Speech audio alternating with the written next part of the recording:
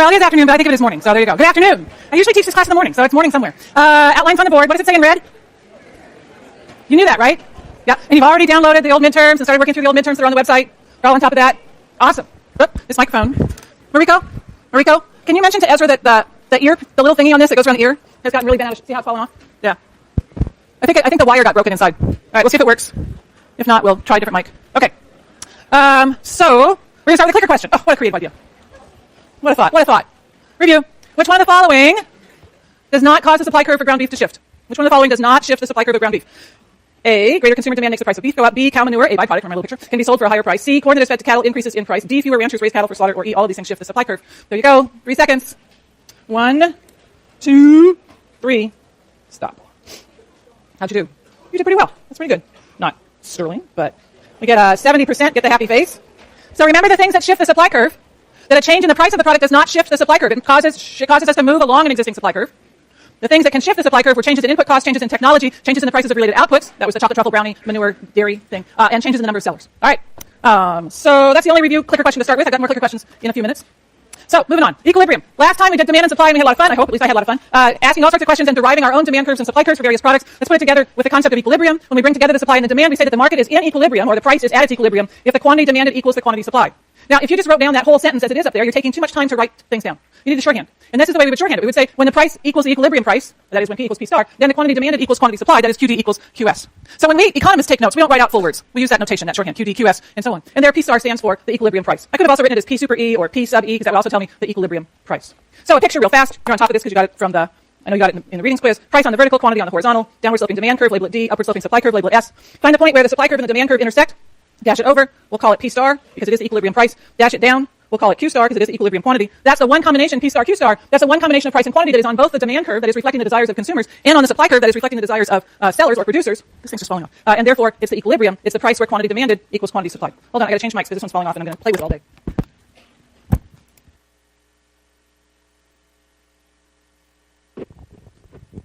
Let's try this one.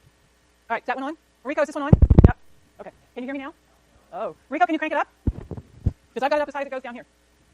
Okay, she'll bring me another mic. So while we're waiting. That one. Okay. So that gives us equilibrium. Let me get rid of this one.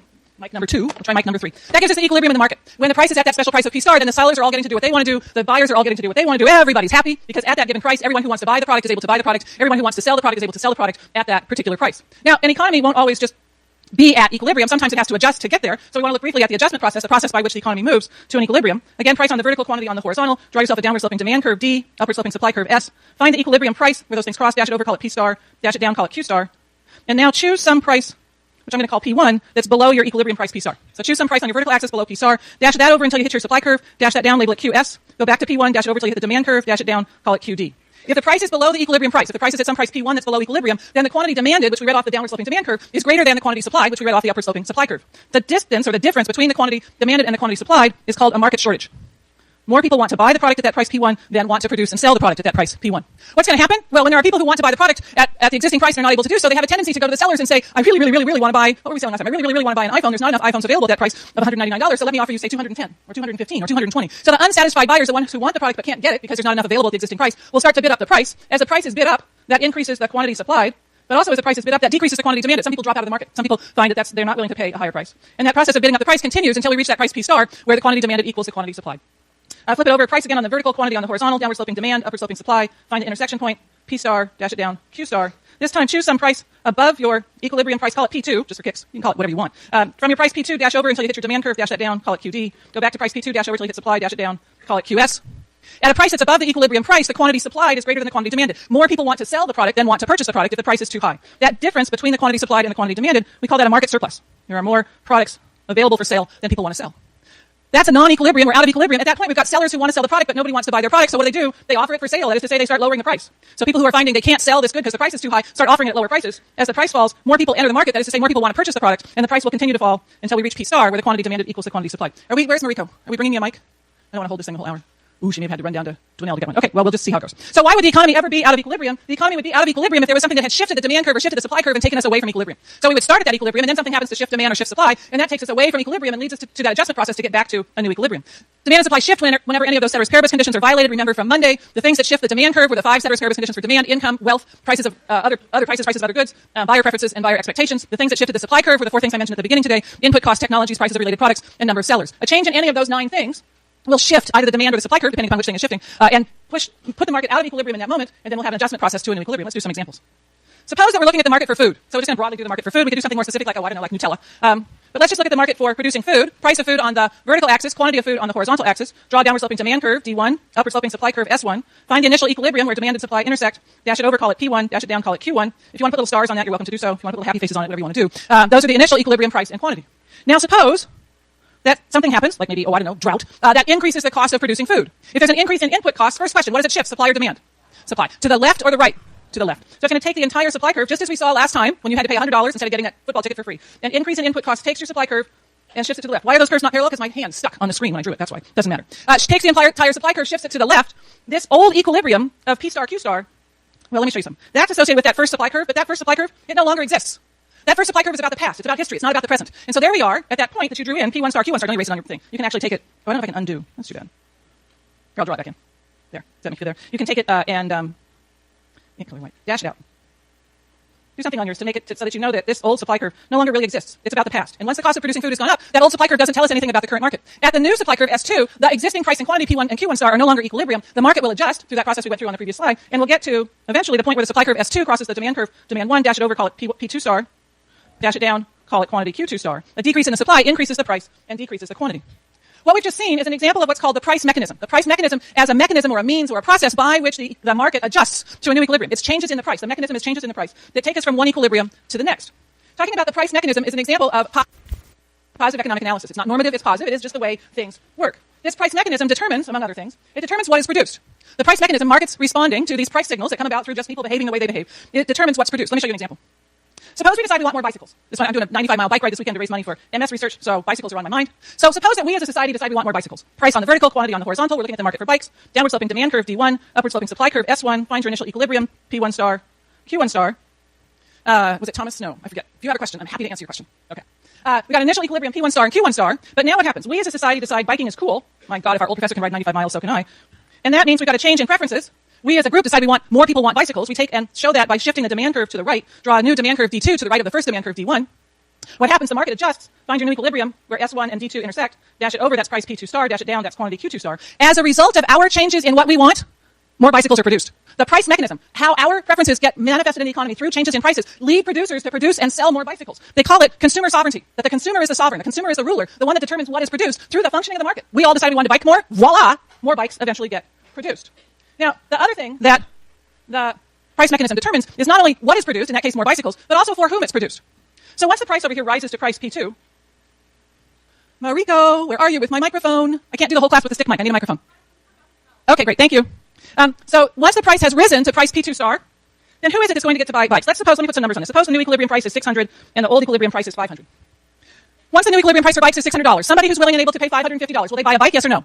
No. Somebody who's willing and able to pay $780, will they buy a bike? Yes or no? Yes. So the price mechanism is also determining for whom these goods are produced. These bikes are going to be produced basically for the people who are reflected in this demand curve above the new equilibrium. So these folks get to buy a bike because they're willing and able to pay the equilibrium price. And the folks whose demand is reflected in the bottom part of the demand curve, no bike. They don't get to buy a bike because they're not willing and able to pay the market equilibrium price.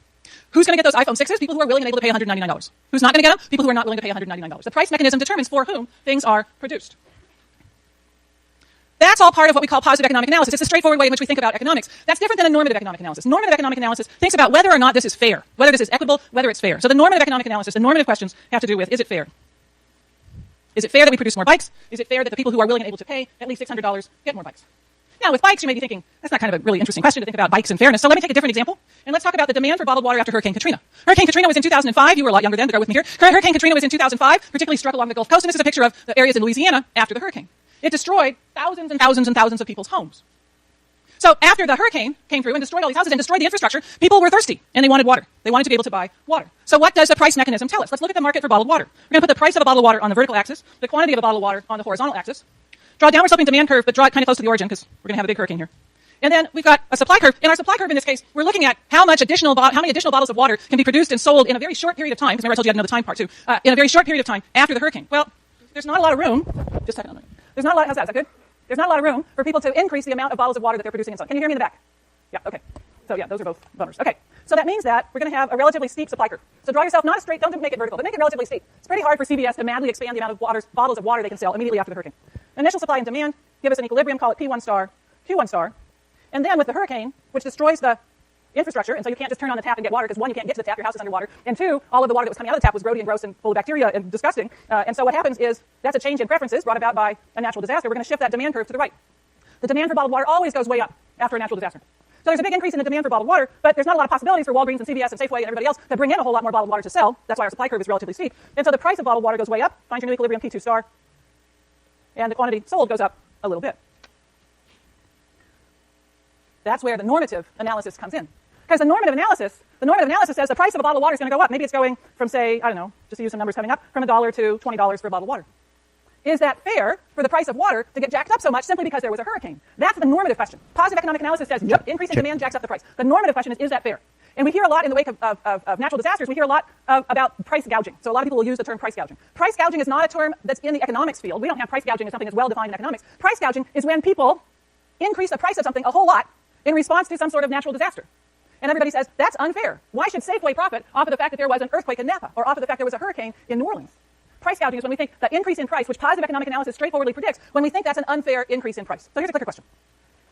Quick recall. What sort of a term is price gouging? Positive, negative, normative, or I was not paying attention, but that was an interesting picture. 3 seconds. 1001, 1002, 1003, and done. Good. All right, good job. 84%. Price gouging is a normative term. Positive economic analysis says, yep, absolutely, that price is going to jump up a whole lot.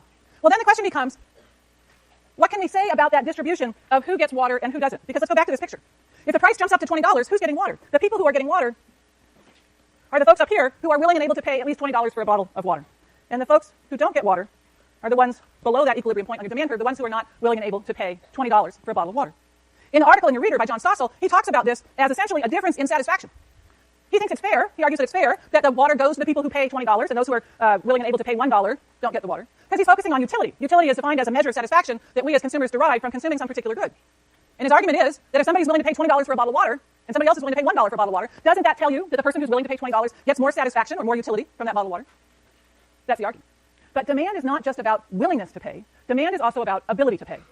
Somebody who's willing and able to pay $20 for a bottle of water may well be able to pay $20 for a bottle of water because they have a whole lot more income or a whole lot more wealth than the person who is willing and able to pay only $1 for a bottle of water. The distribution of goods is reflecting not just how happy we are, how much satisfaction we get from a bottle of water. That distribution is also reflecting our ability to pay, how much income we have, how much wealth we have, how those things are distributed. So when we look at, I just did that page. Where's my picture? There we go. When we look at New Orleans and we look at people like this who didn't have the ability to pay $20 for a bottle of water, but you can damn well bet that woman's going to die if she doesn't get water soon.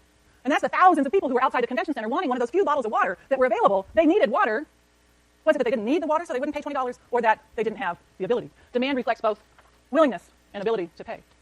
But market mechanism, who's going to get the bottles of water? If we let the market determine who gets water after a natural disaster, that means we're letting the price mechanism determine who gets the good for whom it is produced. And that means we're doing what's called a price rationing system, that we ration the bottles of water. There were thousands of people who needed water. There was not enough water for everybody. We have to decide for whom. Who is it that gets those bottles? The price mechanism says we're going to use the price of the product to ration. We're going to use the price of the product. The price mechanism the market determines. The alternative is what's called non-price rationing. If we don't let the price mechanism determine for whom things are produced, that is, who gets those bottles of water, then we need some other method, something other than price, that determines for whom the goods and services are produced. Those of you sitting in this room, was it simply your willingness and ability to pay tuition and fees that got you a seat at the University of California at Berkeley? Is admission to UC Berkeley determined through the price mechanism, yes or no? No. We have a non-price rationing method. There are other things that come into play beyond just price that determines who is a student here. If this was a for-profit college, then we would have a price mechanism. The price mechanism would determine who was here as students. But we have a non-price rationing mechanism. There are a variety of non-price rationing mechanisms that we have seen